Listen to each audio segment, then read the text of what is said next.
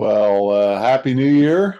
And it is a delight to be with you today. And I'm super excited to announce that we've got a new series this year. We're changing things up a little bit.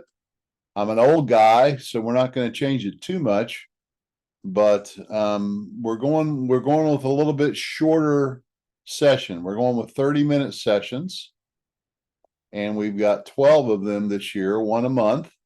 And I'm going to be sharing that schedule with you here shortly. But today we're talking about living in the present. Basically, the idea that today is when you can make a difference. You can't do that yesterday, and you can't do that tomorrow.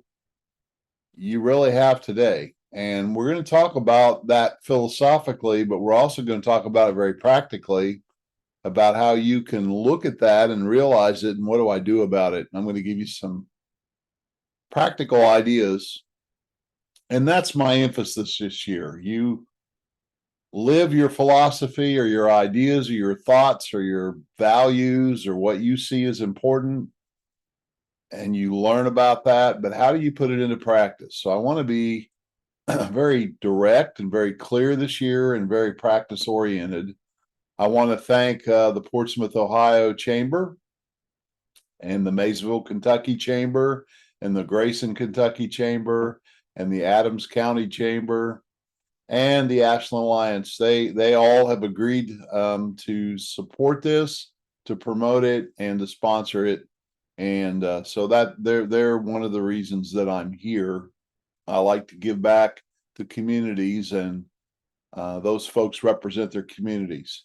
So let's talk about this idea of living in the present. Also, not a lot of slides. We're minimizing, but I do want you to see the schedule for the year, and I'm going to just read through it really quickly. You can sign up on our website just like you signed up for this one there to see it live. And also, these will be recorded, and the YouTube link will be on my website.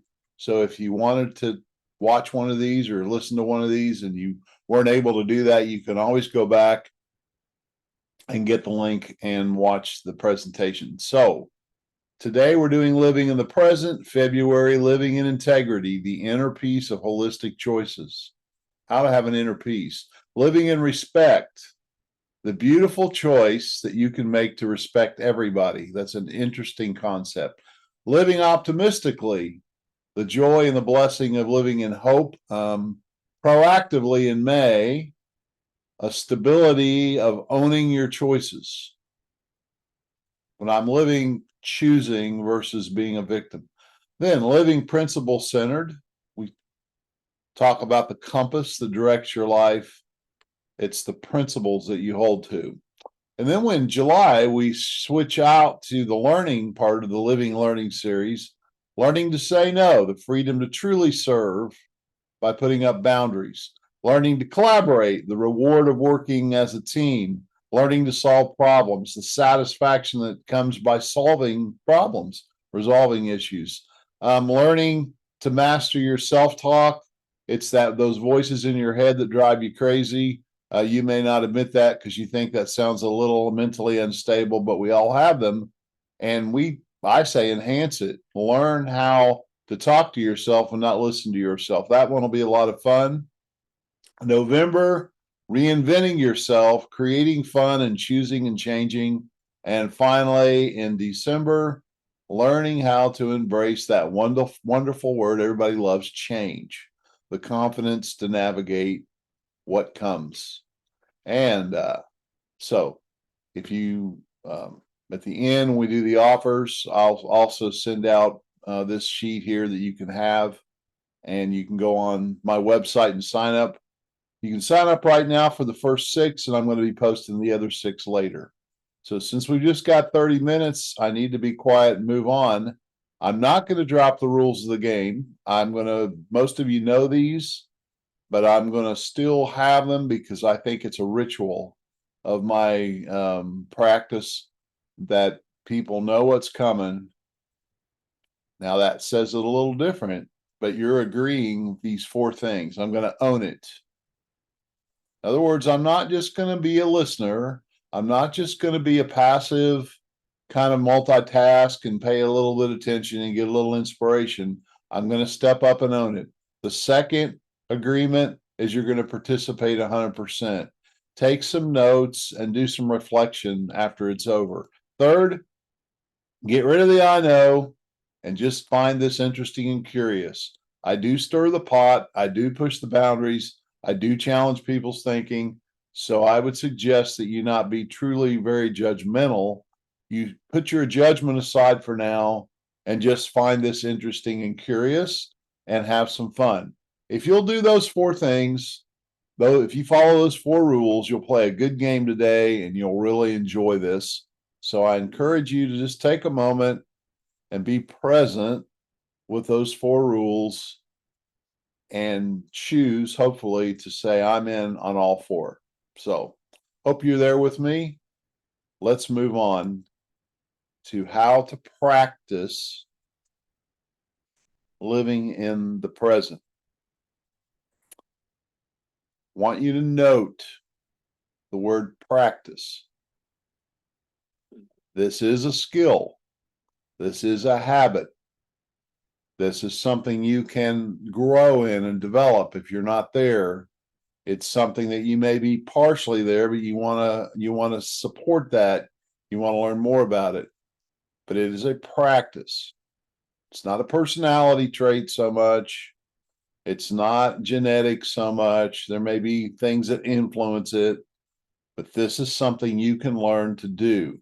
You can learn how to live in the present moment. So what do we mean by that? I think we have to start with definition. And the dictionary, if you look up present, it just means being at a certain place. And you're thinking, wow, Dave, that doesn't tell me much of anything. You're either absent or you're present. But here's the point, folks. And this is going to sting a little bit, but it's going to sting in a good way. It's going to get your attention. Often, I am not where I am. Often, I'm with somebody, but I'm not really with them. And you know exactly what I'm talking about. And I tell this story, and if you've been around, you've probably heard the story about feeding the ducks. Now, this was probably about 12 years in my coaching practice. I had my own business. I worked from my home. I had a fall afternoon. I wasn't very busy, and my wife popped her head in the door and she said, the grandkids are coming over. They were about 5 and 7 at the time. A little boy, little girl, Darren and Aubrey. They're coming over and we want to go out to the lake and feed the ducks. Do you want to go with us? And I thought, I'm self-employed. I've got a free schedule. I've got a light afternoon. I think I'll go.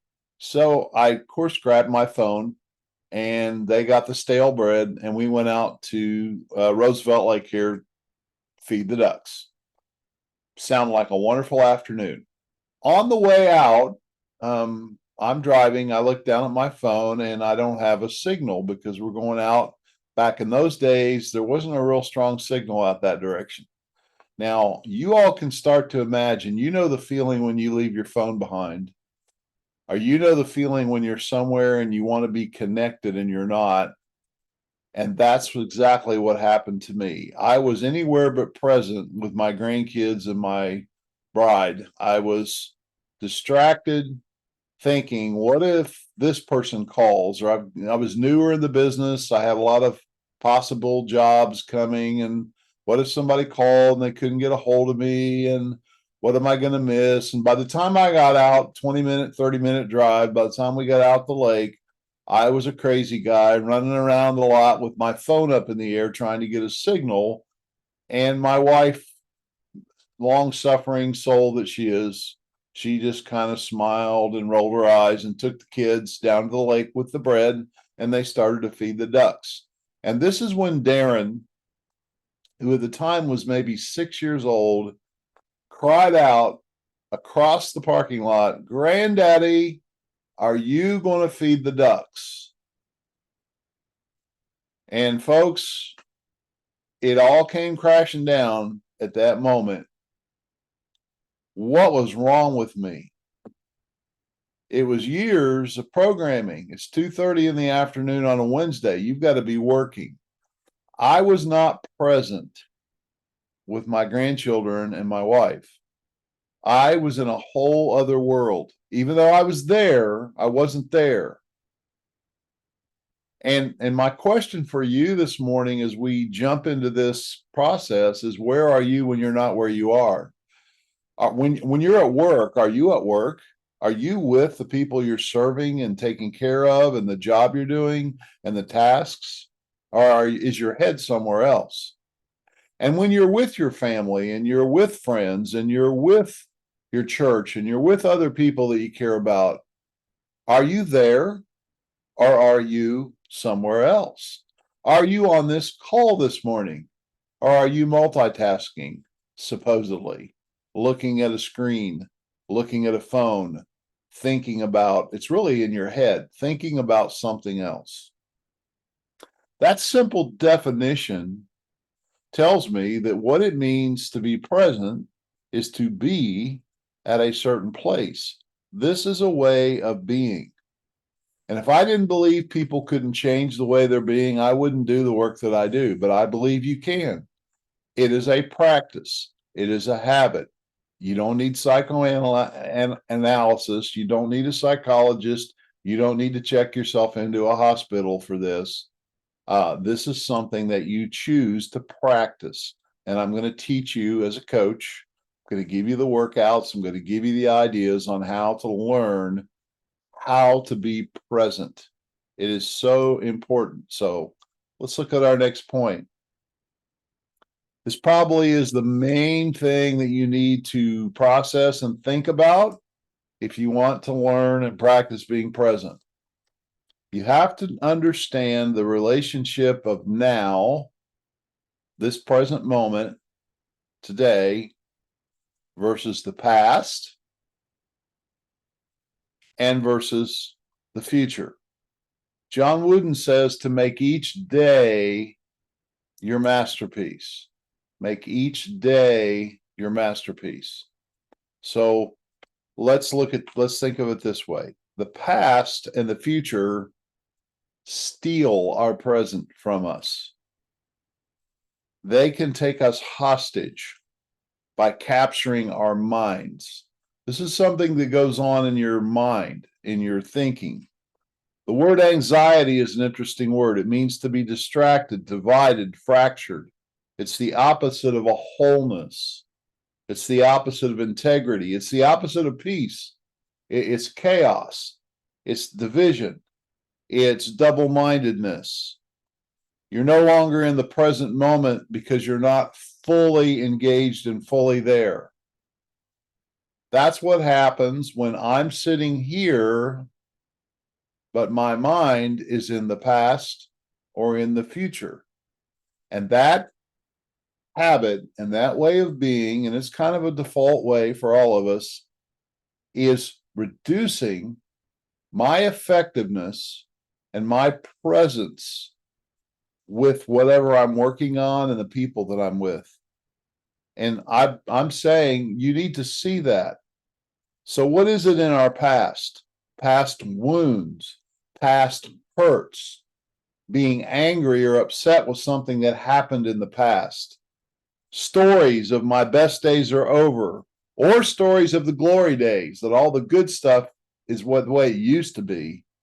It's a victim mentality that steals my present moment and day because my head is captured by the past.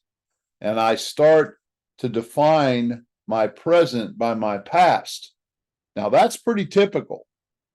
Most of us think we're the sum of our past, and there's some truth to that.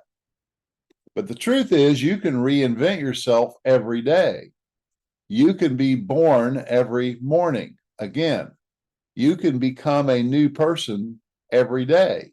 You can renew yourself every day. You can choose to start practicing that. How does the future rob us from the present? Ambition, overambition, goal obsession, procrastination. I'll put it off to the future. I'll be happy when this happens. I am afraid of what's coming, so I don't engage with it. What's the answer there? What's the answer to all this? I need to quit rushing. Need to quit driving the lake with my grandkids and start feeding the ducks. I did go feed the ducks, by the way, and it was beautiful. Beautiful moment, a beautiful transformational moment for me to figure out what the world what crazy guy was I being, not being there when I was there. It's learning to realize that less is more, quit rushing, and to slow down. And it's a whole lot more efficient and effective if you do that. That's what's counterintuitive. So, first thing, if you're going to practice living in the present, you need to think and consider the past is no longer here. It only exists between my ears. The future is not here yet. It only exists right now between my ears. What I have is today, and that's all I have, and that is enough. In fact, I can make a beautiful, wonderful masterpiece of every day if I'll be here and not somewhere else in my head. That's what we're talking about today. How do you do this? Well, how do you start your day? Do you have a ritual? Well, you do. Most of you probably brush your teeth every day. I would imagine most of the people on this call and they're watching this do that. You probably put on a pair of socks, one foot before the other. You probably come from horizontal to vertical and rise out of bed. You may or may not make your bed, but you probably do have some morning routine. You're probably visiting the bathroom pretty quickly. There are things that we are habitual creatures. You can use that to learn how to be in the present by starting your day with some daily rituals that will lead you to being very present that day. So here's a question for you. This is a nugget. If you're taking notes, I would write this one down. What is one ritual that you could begin to practice that would help you make every day much better?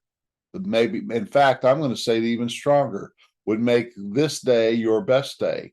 What is one thing you could do first thing in the morning that would make this day your best day ever? One thing you could add every day, one ritual you could add. Maybe it's some praying and meditation. Maybe it's some gratitude. Maybe it's some physical exercise. Maybe it's all those things, but I'm encouraging you to even not try to do 3 or 4 more things. Add one thing to your day, one thing to your daily ritual that will help you practice being present. Just keep that in mind as we move on down. Solitude, rest, and renewal. How much sleep do you routinely get? Well, Dave, you're getting real practical here. This is a practical issue. 7 to 8 hours is not just recommended. If you look at any kind of information that's out there scientifically, you're getting less than 7 hours of sleep. You are sleep deprived. What does that mean? It means your presence with other people and your presence with what's going on will be partially distracted. You will not be fully present if you're not getting enough rest and sleep. And that includes renewal. And I'm going to also throw in solitude.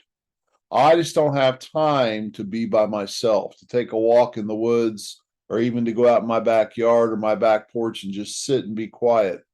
Well, folks, if you really get it about making a difference every day, you don't have time not to do those things.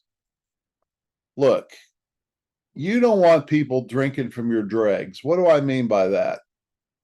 Well, you want to have a cup of coffee that's overflowing into the saucer and people are getting that overflow.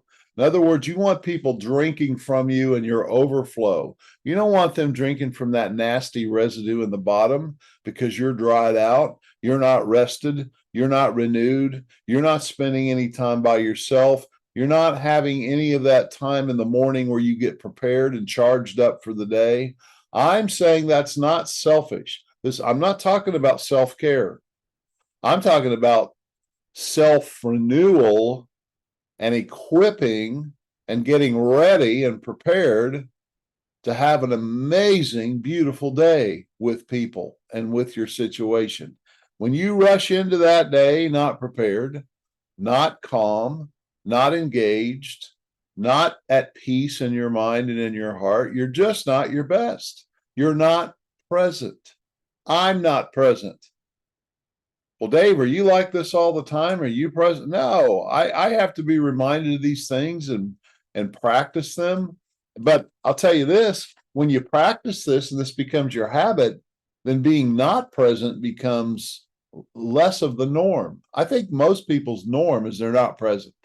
They are distracted, multitasking, their mind is racing, they're going forward, they're going backward. That's most folks most of the time. That's at least my experience. But it does not have to be that way. You can learn how to practice being different. And I'm saying it starts with the morning and the daily ritual, the solitude, the rest, and the renewal. Slow down, do less, and leverage the presence. If you will slow everything down, you'll become more efficient. Now, there's a counterintuitive statement. If you'll slow down the conversation and not talk so much and listen a little longer and be with people, be with people, be present with them, feel them, understand them, know them, pay attention to what's going on, you'll be so much more efficient and effective because you'll be connected with what's happening.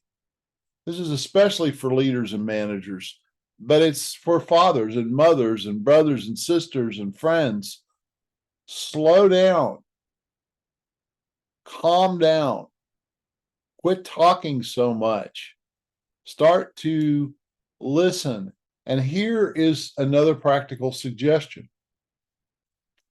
When you're going into a meeting with somebody or a social thing, and you really want that to be special, and you really want to get something done there, create agreements. Create agreements to get rid of the technology. Let's leave the phone alone. Let's leave it in the purse, or let's leave it under the table, or let's leave it somewhere where we can't even see it. They say scientifically, if you can see a phone, it distracts you. It's just weird how we are as human beings. We're strange animals. When we see certain devices or certain things, we're immediately, our mind is a little bit distracted. We're pulled a little bit out of the present because that phone or that calendar or that whatever represents the future, or it represents something going on somewhere else instead of here. This is about being here. So you create agreements with whoever you're meeting with that you want everybody to be present. And if it's the two of you, you just talk about some practical things. Listen to understand, not to respond. Listen to understand, not respond. You can respond later when it's appropriate, but in the present, when they're speaking, it's all about them. It's not about you and what you think. It's about them. Use boundaries and limitations. Shut doors. I have an open door policy, Dave.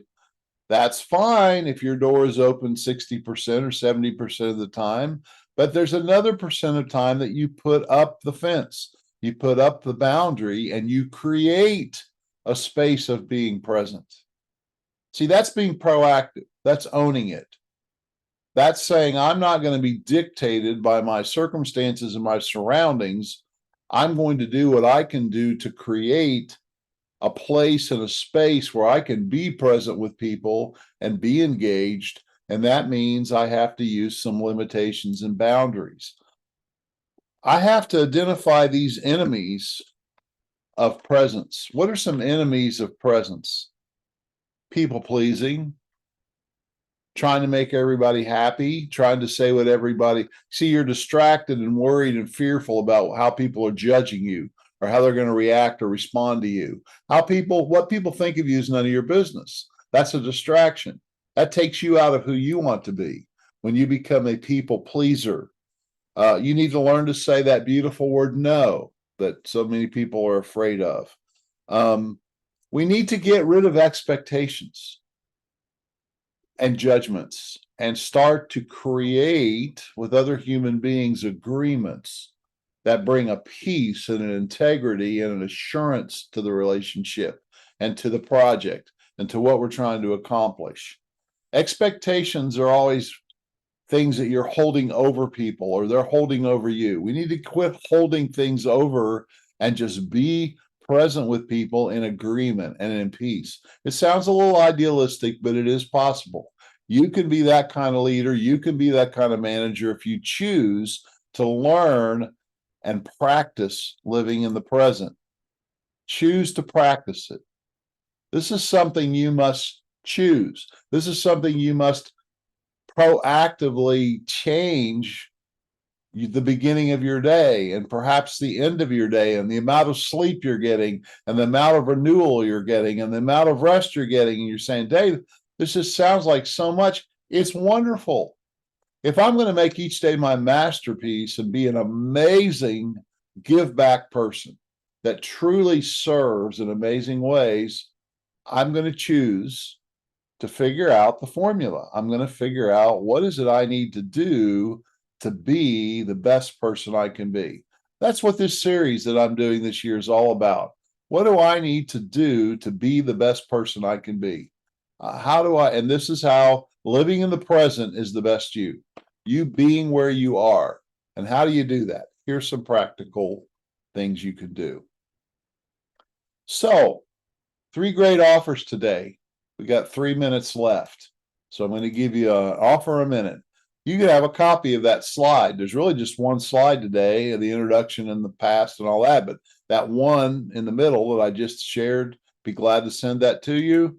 Also, I've got some other articles that are related to that. This is all free. You just have to ask for it. And third, a conversation with me. The first one's free. Sometimes the second one's free. I'm at a stage of life where I just love helping people. It is not an intrusion to me. You don't feel like, you're not going to get a sales pitch. What we're going to do is we're going to have a real good, great conversation, maybe about how you can learn how to be present and where your struggle is and some different ways to view it. I would love to talk to you. And that's just by requesting. That's what it costs you as you ask me. And that's how you get a hold of me. Dave Beam at mentordavebeam.com. I'd also love to have some feedback. You all are the first to be on a 30-minute versus a 1-hour meeting. I really want to get feedback on what people think of this. I think less is more. I think focus is better.